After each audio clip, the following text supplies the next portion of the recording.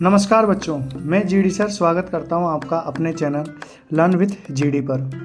जैसा कि आपको पता है, हमने इम्पोर्टेंट प्रश्नों के लिए एक सीरीज चला रखी है जिसमें हम एग्ज़ाम से पहले पूरे 13 चैप्टर पूरे कर रहे हैं। तो उसी श्रेणी का अगला वीडियो लेकर मैं आपके सामने हाजिर हूँ। तो देखिए, आज का हमारा चैप्टर है chapter 3 metals and non metals, धातु और अधातु। इसका पहला प्रश्न देखिए, निम्नलिखित की परिभाषा लिखनी है। सहसंयोजक बंध, अभिक्रियाशीलता श्रेणी, एनोडाइजिंग मिश्र धातु। Write the definition of the following covalent bond, reactivity series, anodizing alloy. यहाँ पर आप जो ए है सहसंयोजक बंध, इसकी जगह आप आयनिक बंध याद कर लेना। इंपॉर्टेंट प्रश्न है, परिभाषाओं से पूछे जा सकते हैं। दूसरा प्रश्न देखिए, धातु के भर्जन और निस्तापन में अंतर लिखना है। यह इस चैप्टर का बहुत महत्वपूर्ण क्वेश्चन है क्योंकि इसे बोर्ड में बहुत बार पूछा जा चुका है। Right difference between roasting and calcination. चलिए बढ़ते हैं अगले प्रश्न पर। सोने की शुद्धता किस इकाई में मापी जाती है? शुद्ध सोना आभूषण बनाने के लिए उपयुक्त क्यों नहीं होता है, ये आपको बताना है। In which unit the purity of gold is measured? Pure gold is not suitable for making ornaments, why? अच्छा क्वेश्चन है, अभी तक बोर्ड में नहीं आया है, आ सकता है, टॉपिक दे रखा है आपके, तो इसको याद कर लेना। आपका अगला प्रश्न है, थर्मिट अभिक्रिया क्या है? अभिक्रिया के लिए संतुलित रसायन समीकरण लिखिए। What is thermite reaction? Give the balance chemical equation for the reaction. बहुत अच्छा प्रश्न है। ये ऐसा प्रश्न है, अगर आपने इसको अच्छी तरह याद नहीं किया तो आप बोर्ड में इसके लिए कोई तुक्के वगैरह नहीं मार पाएंगे। तो इसको आप अभिक्रिया के साथ जरूर याद कर लेना। अपना पांचवा प्रश्न है, क्रियाशीलता या जिसे आप सक्रियता श्रेणी कहते हैं, श्रेणी के निचले भाग में उपस्थित धातु का निष्कर्षण किस प्रकार किया जाता है, समझाना है। ये अभिक्रियाओं वाला क्वेश्चन है, तो इसको आप याद कर लेना। How the extraction of metals present in the lower side of activity series is perform, explain. चलिए बढ़ते हैं अगले प्रश्न पर।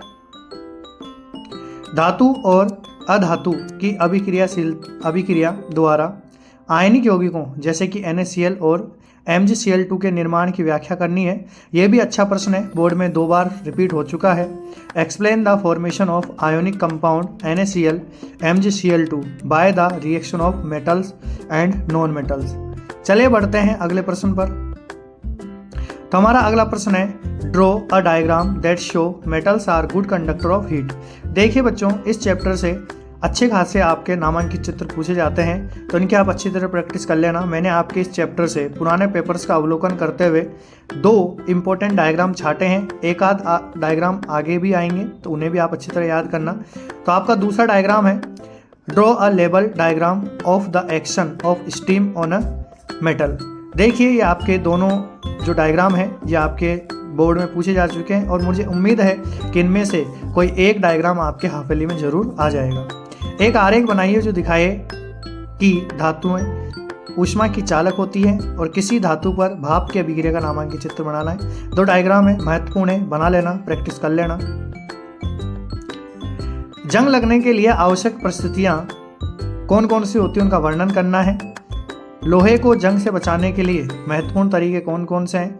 अच्छा प्रश्न है और इजी प्रश्न है, आप अच्छी तरह से याद कर सकते हैं। Describe the conditions which are required for rusting. Write the important methods for preventing rusting of iron. चलिए अगले प्रश्न में बढ़ते हैं। तो हमारा अगला प्रश्न है, तांबे के शुद्धिकरण के लिए विद्युत अपघटनी परीक्षण का वर्णन चित्र सहित करना है। Describe the electrolytic refining for the purification of copper with diagram. तो बच्चों, बढ़िया प्रश्न है, बोर्ड में आ सकता है, आया हुआ भी है ये पहले, अभी भी आ सकता है, दोबारा रिपीट हो सकता है। चलिए बढ़ते हैं अगले प्रश्न पर। तो हमारा अगला प्रश्न है, बहुत महत्वपूर्ण है ये भी, उभयधर्मी ऑक्साइड क्या होते हैं? What are amphoteric oxides, give examples. ठीक है, अच्छे प्रश्न है ये, आप जरूर याद करना इन्हें। अगला प्रश्न है हमारा, मिश्र धातु में कौन से घटक मौजूद होते हैं जिन्हें कहा जाता है सोल्डर। आपको ये बताना है कि सोल्डर किन 2 और तत्वों या धातुओं से मिलकर बना होता है। फिर अमलगम है, वो भी आपको वैसे बताना है, कांसा, पीतल। ये मिश्र धातुओं के उदाहरण हैं जिन्हें आप अच्छी तरह याद कर लेना। सोल्डर, अमलगम, ब्रोंज, और आपका एक और जो है यहाँ पर आएगा। ठीक है, तो देखते हैं अगला प्रश्न। उन धातुओं के उदाहरण देने हैं जो कमरे के ताप पर द्रव होती है, चमकदार होती हैं, विद्युत के अच्छे चालक होते हैं। देखिए आपसे इससे संबंधित मल्टीपल चॉइस खालिस्तान पूछे जा सकते हैं जिनमें इनके उदाहरण आपसे पूछे जाएंगे। Give examples of non metal which are required at room temperature. फिर आपके जो मेटल लस्टर होती है, गुड कंडक्टर ऑफ इलेक्ट्रिसिटी, इसमें आपके हीट भी पूछा जा सकता है। बाकी दोनों के एग्जाम्पल सेम होते हैं। चलिए बढ़ते हैं अगले प्रश्न पर। तो हमारा अगला प्रश्न है उन धातुओं के उदाहरण देने हैं। अच्छा, वो पिछला वाला क्वेश्चन अधातुओं का है बच्चों, सॉरी, ये अधातुओं का है क्वेश्चन। और अगला है आपका धातुओं का प्रश्न। हथेली पर रखने पर पिघल जाएं ऐसे धातु का उदाहरण देना है। अधिकतम आघात वर्धन्य धातु का उदाहरण देना है। ऊष्मा और विद्युत की सुचालक धातुओं का उदाहरण देना है। ऊष्मा और विद्युत की कुचालक धातुओं का उदाहरण देना है। Give examples of metal which are metals when kept on palm. Maximum malleable, good conductor of heat and electricity, bad conductor of heat and electricity. तो अच्छे प्रश्न है, उदाहरण अच्छे जो है मैंने यहाँ पर आपके लिए छाटे हैं। अगर आप इसका अच्छी तरह से याद करके जाते हैं तो आपके पेपर में अच्छी तरह से आपके क्वेश्चन मिल जाएंगे, कोई दिक्कत नहीं आएगी। तो बच्चों, वीडियो को अंत तक देखने के लिए आपका बहुत बहुत धन्यवाद। मिलते हैं अगले वीडियो में जिसमें हम सीरीज को आगे बढ़ाएंगे और आपके जो एग्जाम में आने वाले प्रश्न होंगे उनकी बात करेंगे। अगर आपको पेपर में कोई भी दिक्कत आती है तो आप यहाँ पर पूछ सकते हैं कि जो कोई प्रश्न है अगर आपको नहीं आता है तो उसके लिए मैं सेपरेट वीडियो बना दूंगा। और मैं आज, जैसा कि आपका जो है कल पेपर है, तो आज में इस सीरीज को कंप्लीट करने की पूरी कोशिश करेंगे। बाकी आप इंग्लिश के पेपर के बाद जो है इसको याद कर सकते हैं। ठीक है, थैंक यू।